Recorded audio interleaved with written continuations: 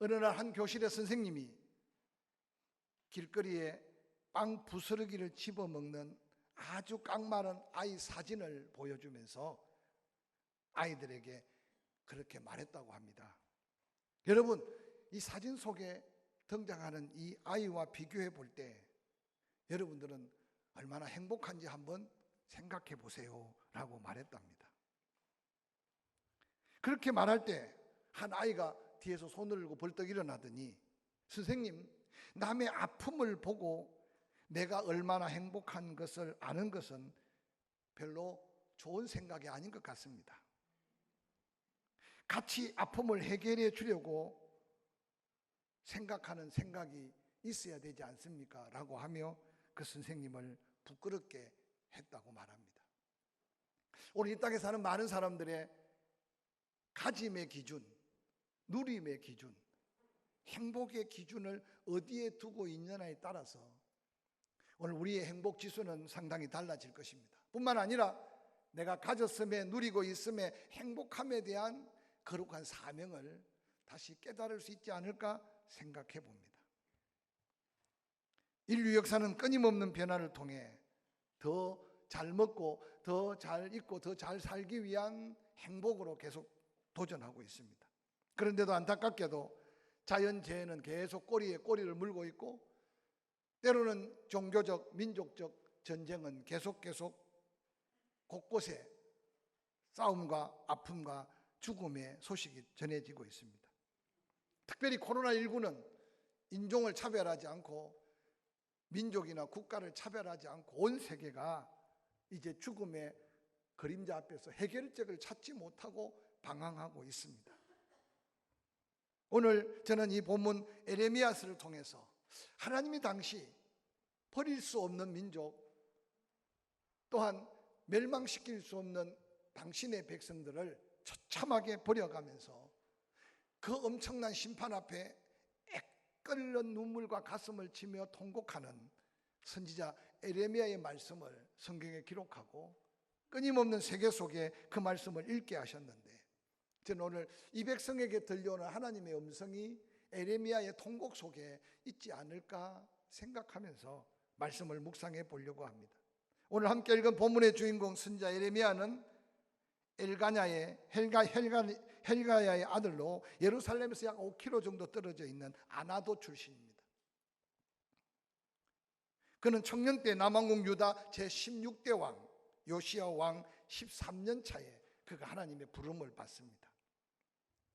에레미야는 하나님께 부름을 받아 40년간 하나님의 말씀을 대언하며 그 백성을 인도했는데, 에레미야가 사역할 동안에 4명의 왕을 함께 섬겨가며 사역합니다. 요시야, 여호아스, 여호야긴, 마지막 남왕국 유다의 패망으로 바벨론의 포로로 잡혀간 시드기야 왕 때까지입니다. 특별히 에레미야 선지자는 요시야 왕보다 8살 어린 나이인데, 요시야 왕이 머깃도 전투에서 39세의 나이에 생을 달리합니다.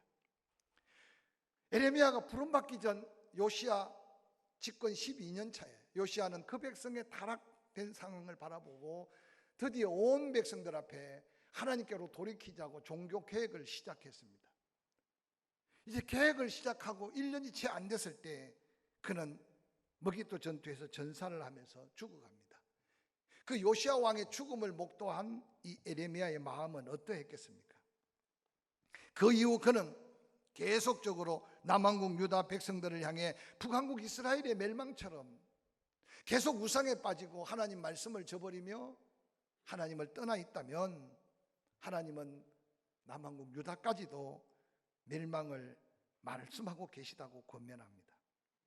그런데 남왕국 유다 백성들은 선지자 에레미야의 말에 귀를 기울이지 않습니다. 도리어 거짓 선지자의 말에 귀를 기울이기 시작합니다. 이러한 심각한 때 하나님께 부름받았던 예레미야, 그는 말합니다. 하나님, 나는 너무 어립니다. 나는 이 일을 감당할 수 없습니다 라고 말할 때 하나님은 그 예레미야에게 재차 부르시고 또한 사명을 더해 주십니다. 예레미야 1장 7절에 여호와께서 내게 이르시되 너는 아이라 말하지 말고 내가 너를 누구에게 보내든지 너는 가며 내가 무엇을 명령하든지 너는 말할지니라. 너는 그들 때문에 두려워하지 말라. 내가 너와 함께하여 너를 구원하리니 나 여호와의 말이니라 라고 말합니다. 실제로 에레미야는 어린 나이에 부름을 받았습니다. 근데 그는 나이 어리다고, 아니 하나님의 그 거룩한 부담 앞에 스스로 할 수 없다 말할 때, 하나님은 이미 에레미야가 태어나기 전부터 이 일을 위해 예비한 하나님의 일꾼임을 말씀하시면서 너 자신도, 세상 사람들도 너를 어리다고 말할 때 너 그 말에 해롭당하지 말아라. 어리라고 너 스스로도 말하지 말아라. 내가 보내는 곳이면 너는 가야 한다. 내가 하는 말이면 너는 그 말을 선포해야 한다. 그러나 기억해라. 내가 언제나 너와 함께하고 너를 지켜줄 거다. 뿐만 아니라 너를 핍박하는 사람을 두려워하지 말아라라고 말합니다. 선지자 예레미야에게 맡겨진 사명은 하나님이 직접 그 입에다가 물려준 말씀입니다. 이어지는 예레미야 1장 9절에는 그렇게 말합니다. 여호와 하나님께서 그의 손을 예레미야 입술에 댑니다. 그리고 말씀합니다. 보라, 내가 내 말을 내 입에 두었노라. 보라, 내가 오늘 너를 여러 나라와 여러 왕국 위에 세워 내가 그들을 뽑고 파괴하며 파멸하고 넘어뜨리며 때론 건설하고 심게 하였느니라 라고 말씀하셨습니다. 오늘 에레미야의 입술에 손을 대신 여호와의 손길을 한번 기억해 보시길 바랍니다. 이사야가 부름받을 때 하나님은 친히 사자들을 통해 제단의 숯불로 이사야의 입술 정결케 하며 하나님의 말씀의 권세를 부여해 주셨습니다. 어리다고 때로는 부족하다고 한 걸음 물러선 에레미야에게 여호와 하나님은 직접 당신의 손을 예레미야의 입술에 대시면서 말씀해 주셨습니다. 너에게 권세를 주는데 세계 만국을 뽑거나 무너뜨리고 또 세계 만국을 멸망시키거나 파괴시킬 수 있다. 또한 세계 만국을 세우거나 다시 심어 놓을 수 있는 권세를 내가 너에게 준다고 말씀하셨습니다. 선지자 예레미야는 거룩한 부담으로 어쩔 수 없는 하나님 말씀 앞에 순종할 수밖에 없었습니다. 그 사명의 길은 영광스러운 길이지만 고통의 길이었습니다. 사랑하는 성도 여러분, 한 나라가 망하기 전 거짓 희망을 선포하는 가짜 예언자들, 또한 예레미야의 말에 그들도 보지도 않는 종교 지도자들 앞에 예레미야는 하나님 한 분만을 바라보며 예루살렘, 유다의 멸망을 선포하고 있는 그의 모습을 한번 상상해 보시기 바랍니다. 결론적이지만 그렇게 외치고 또 외쳐도 회개치 않은 남왕국 유다, 예루살렘 성은 바벨론 제국의 짓밟힘을 당하고 여호와의 성벽과 성전은 무너지고 불타버리고 그들이 다 바벨론으로 포로로 잡혀가는 그 눈을 목도한 예레미야의 마음을 한번 가지고 예레미야서를 묵상하는 저와 여러분이 될 수 있었으면 좋겠습니다. 왜 우리는 이 시점에 남왕국 유다의 패망의 역사를 예레미야를 선포하는 그 말씀을 통해 들어야만 합니까? 저는 요즘 이 시대를 바라보면서 가난의 굴레를 벗어던지고 자본주의 사회의 풍요로움과 부유함에 익숙해진 우리들에게 잘못된 나쁜 버릇이 있다면 그것은 오직 끊임없이 성공에 대한 도전, 또한 가져야 되고 누려야 된다는 지나친 욕심이 우리들의 삶의 근간을 흔들고 있지 않는가 생각해 봅니다. 뿐만 아니라 강자 앞에 굽힌거리고 약자 앞에 비굴하게 구는 우리의 삶의 모습들을 다시 한번 돌아보면서 교회만이라도 다시 한번 말씀 앞에 서서 이 나라 민족에 다시 한번 어두움을 밝히는 빛이 돼야 되고, 곳곳에 썩어져 부패하는 곳에 믿음의 진리를 통해, 말씀을 통해 그들을 깨우쳐 바로 잡아야 할 빛과 소금의 사명이 있음을 다시 한번 깨닫는 저와 여러분이 될 수 있기를 주의 이름으로 간절히 축원합니다. 안타깝게도 남왕국 유다 예루살렘에 거하는 수많은 사람들은 하나님의 심판의 메시지를 듣고도 그들은 회개할 생각을 갖지 못했습니다. 오늘 본문 내용은 전형적인 이스라엘 패망을 선포하는데 에레미야 1장 11절부터 기록한 말씀을 한번 볼까요? 여호와의 말씀이 또 내게 임하니라. 이르시되 에레미야야 내가 무엇을 보느냐 하매 내가 대답하되 살구나무 가지를 보나이다. 여호와께서 내게 이르시되 내가 잘 보았다. 이는 내가 내 말을 지켜 그대로 이루려 함이라 하시고, 여호와의 말씀이 다시 에레미야에게 임합니다. 이르시되 내가 무엇을 보느냐? 대답하되 끓는 가마를 보나이다.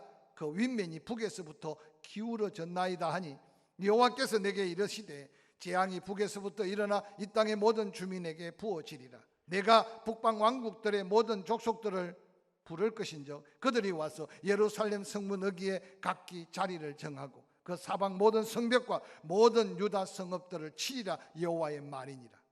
16절 함께 읽어볼까요? 무리가 나를 버리고 다른 신들에게 분향하며 자기 손으로 만든 것들에게 절하였은저 내가 나의 심판을 그들에게 선고하여 그들의 모든 죄악을 징계하리라.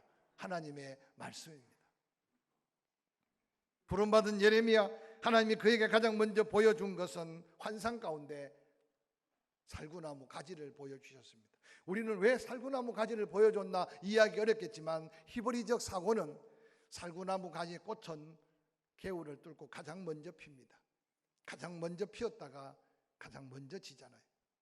오늘 살구나무 가지를 바라본 예레미야에게 하는 말이 내가 말한 걸 내가 속히 이룰 것이다. 하나님의 심판의 임박성과 하나님의 심판의 긴급함을 하나님은 느헤미야에게 지금 말씀하셨어요. 느헤미야에게 말씀한 심판의 말씀은 속히 이루어지고 속히 하나님이 시행할 말씀이라는 말씀의 엄중함을 전하면서 또다시 환상을 보여줍니다. 네가 또 무슨 환상을 보았느냐? 끓는 가마가 북에서부터 기울어져 있는 것을 보았습니다.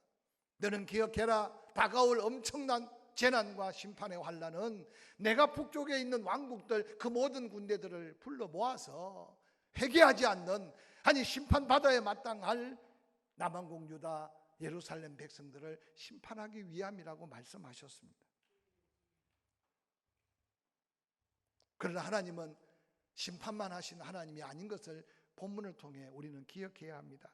오늘 본문에 여러 번 등장하는 표현이 있는데 내 딸, 내 백성이 바로 그 표현입니다. 하나님은 남왕국 유다 백성들을 향하여 예레미야에게 끊임없이 말씀합니다. 그들은 딸, 내 백성. 하나님의 딸, 하나님의 백성이라는 말은 하나님이 아직도 채찍을 들었지만 심판은 하지만 그들을 사랑한다는 하나님의 마음이 그 속에 담겨 있습니다. 사랑하기에 징계해야 하고 사랑하기에 공의로운 심판으로 그들을 멸망시켜 70년은 바벨론의 포로로 끌려가게 만드시는 하나님의 마음은 어떠한가를 한번 살펴보아야 합니다. 오늘 그 안타까운 하나님의 마음을 깨달은 예레미야는 이렇게 탄식합니다. 예레미야 8장 18절에 슬프다 나의 근심이요 어떻게 위로를 받을 수 있을까? 내 마음이 병들었다. 예레미야 마음이 암이 걸리고 예레미야 마음이 상처 있어서가 아니라 그 백성의 돌이켜 회개하지 않는 모습과 하나님의 사랑 안에 근심하는 그 마음이 예레미야의 근심이었고 슬픔이었습니다. 이어지는 예레미야 9장 1절에는 어찌하면 내 머리는 물이 되고 내 눈은 눈물의 근원이 되고 죽임을 당할 딸 내 백성을 위하여 주야로 울리로다 라고 예레미야는 지금 탄식하며 고백합니다. 저는 이 말씀을 준비하면서 요즘 인터넷 이렇게 SNS가 발달해서 뭐 하나 사건이 터지면 너무나 분명하게 뭔가 꼭 갈라져 있는 세계 속에 살고 있는 것 같아요.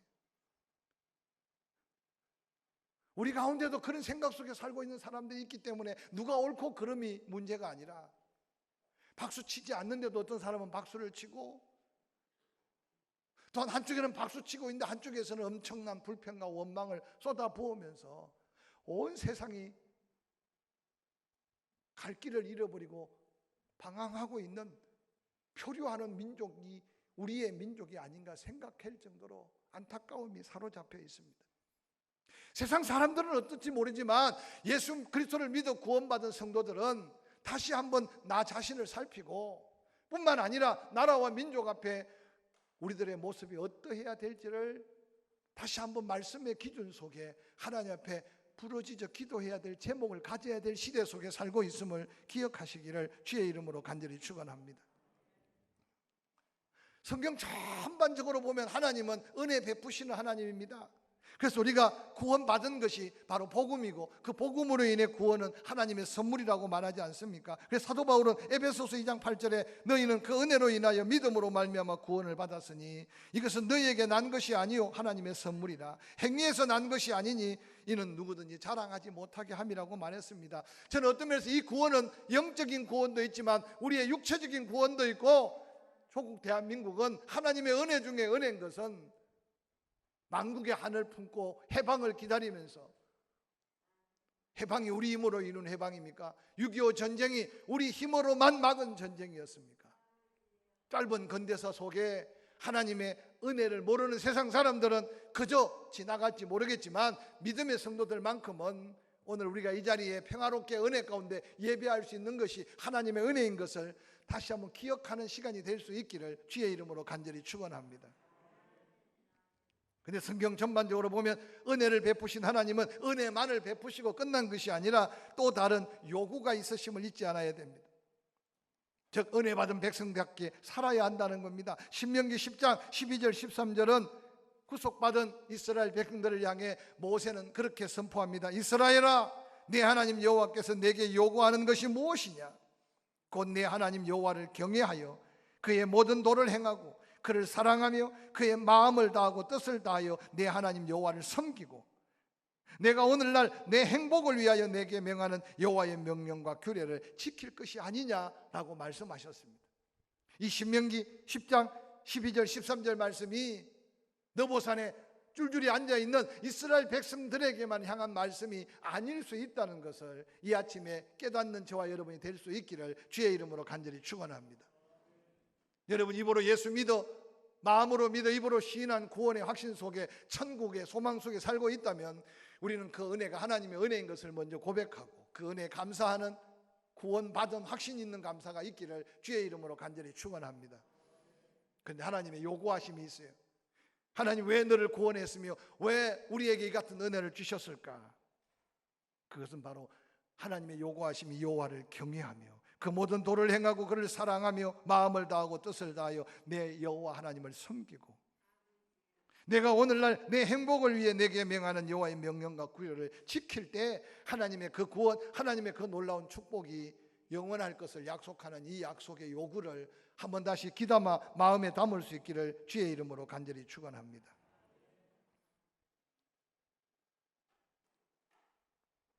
근데 안타깝게도 그렇게 그 은혜 속에 살았던 남한국 유다, 예루살렘 도성에 거하는 수많은 백성들, 그들은 안타깝게 여호와를 경외함을 버리고 우상을 숭배했습니다. 하나님 말씀하신 말씀을 저버렸습니다. 아니, 심판의 말씀까지도 그들은 듣지 않고 회개할 기회까지 놓쳐버렸습니다. 예레미야 8장 20절에 남한국 유다 백성들의 울부짖은 소리를 예레미야는 그렇게 담고 있습니다. 추수할 때가 지나고 여름이 다 되었으나 우리는 구원을 얻지 못한다. 사랑하는 성도 여러분, 일찍 일어나고 늦게 누구며 수고의 떡을 먹음이 헛되다고 말했던 믿음의 선조들의 이야기가 오늘 이 시대에 우리의 삶의 모습이 아닐까 생각합니다. 끊임없이 일자리를 만드는데도 일자리가 없다고 수많은 실업자가 있습니다. 힘든 일들은 우리와 다른 문화 속에 살던 사람들이 지금 와서 고통과 어려움 속에 일을 하고 있습니다. 갑자기 불어닥치는 경제적인 위기, 정치적인 위기, 사회에 조성된 여러 가지 위기는 어느 날 우리의 마음속에도 감사는 그냥 원망과 불평이 앞설 수 있습니다. 그렇게 낙심하고 원망하는 이스라엘 백성들을 향해 예레미야의 반응입니다. 예레미야 8장 21절에 딸 내 백성이 상하였으므로 나도 상하여 슬퍼하며 놀라움에 사로잡혔다. 길르앗에는 유황이 있지 아니한가? 그곳에는 의사가 있지 아니한가? 딸 내 백성이 치료를 받지 못하면 어쩌민고? 어찌하여 내 머리는 물이 되고 내 눈은 눈물 근원이 되고, 죽임을 당할 딸 내 백성을 위하여 내가 할 수 있는 것은 주야로 통곡하는 것밖에 없다 라고 예레미야는 탄식합니다. 길르앗에 유황이 있지 않는가? 좋은 약이 있는데 왜 못 고치느냐? 좋은 의사들이 수없이 많은데 왜 못 살리느냐? 예레미야가 하나님 심판 앞에 있는 이스라엘 백성들, 남왕국 유다 백성들의 모습이 아니라 오늘 때때로 우리가 중환병에 걸리거나 오늘 우리 주변에 어려움 당한 이웃들을 바라볼 때, 여러분, 세상 사람들뿐만 아니라 택함 받은 성도들도 탄식할 수 있는 탄식이 아닙니까? 선지자 예레미야는 수없이 치유받을 수 있고 회복될 수 있고 새롭게 설 수 있는 심판의 메시지, 회개의 메시지를 청했으나 그들은 경청하지 않았습니다. 그 안타까운 상황 속에 하나님의 마음과 어리석은 남왕국 유다 백성들의 그 모습을 바라보며 선지자 예레미야가 할 수 있는 것은 주야로 눈물로 밤을 지새우며 통곡하는 기도밖에 없다는 사실을 고백하는 이 말을 통해 수많은 사람들이 예레미야를 가르쳐서 눈물의 예언자다, 눈물의 선지자다, 그렇게 불렀습니다. 저는 이 말씀을 묵상하면서 우리는 최근에 혹시 뭔가 울면서 기도하고 눈물을 흘리면서 찬양했던 흔적이 있는가라고 돌아보면서 하나님의 은혜가 사라진 곳에 가장 먼저 다가오는 게 심령의 강팍함이고, 심령이 메마른 곳에 가장 먼저 나타나는 증거가 우리 눈에 눈물이 메마른다는 사실을 한번 기억해 보시기를 바랍니다. 나라를 잃어버리고 가정을 잃어버리고 세상 모든 것을 잃어버린 믿음의 선조들이 하나님의 은혜를 회복하고 난 다음 그들이 성전에 오르면서 불렀던 노래를 제가 예배 처음 시작할 때 말씀을 이루었습니다. 원망하고 불평하며 수없는 고통의 세월을 보냈는데 하나님의 은혜를 덧입고 보니 세상 수많은 사람들이 말합니다. 너희 나라는 하나님이 큰 일을 행하셔서 다시 회복된 거야. 그러면서 스스로 돌아보니 이건 우리의 수고와 우리의 애씀이 아니라 꿈꾸는 것 같다고. 그래서 시편 126편에 그들은 그렇게 노래하며 뒤늦게나마 손에 손을 붙들고 예루살렘 성전을 오르면서 외쳤던 노래가 눈물을 흘리며 씨를 뿌리는 자는 기쁨으로 거두리로다. 울며 씨를 뿌리러 나가는 자는 반드시 기쁨으로 그 곡식단을 가지고 돌아오리라다. 울어야 될 때 울지 못하고 통회하며 회개해야 될 때 회개하지 못한 어리석은 그 백성들이 뒤늦게나마 하나님의 은혜를 덧입고 그들은 울기 시작했고 눈물을 흘리며 소망의 씨를, 믿음의 씨를 뿌리기 시작했어요. 그래서 그 후손들에게 남긴 말이 뭡니까? 울어라! 기쁨이 있을 거다. 지금 힘들지만 울며 씨를 뿌려봐라. 하나님이 그 기쁨의 단을 가지고 돌아오게 할 거다. 그게 역사고 그게 우리가 경험했던 은혜다 라고 외침이 시편 126편의 위대한 눈물의 고백입니다.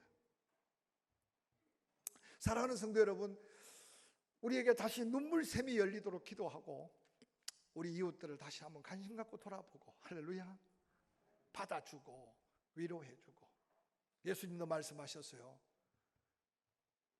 결혼식장도 중요하지만 장례식장에 가서 위로하는 게 더 우선순위가 돼야. 그러나 안타깝게도 이 시대 말에 춤을 춰야 될 자리에 춤을 잊어버렸고, 노래 불러야 될 자리에 노래를 잃어버렸고, 애곡해야 될 자리에 눈물을 잃어버릴 시대가 마지막 시대인 것을 한탄하셨습니다.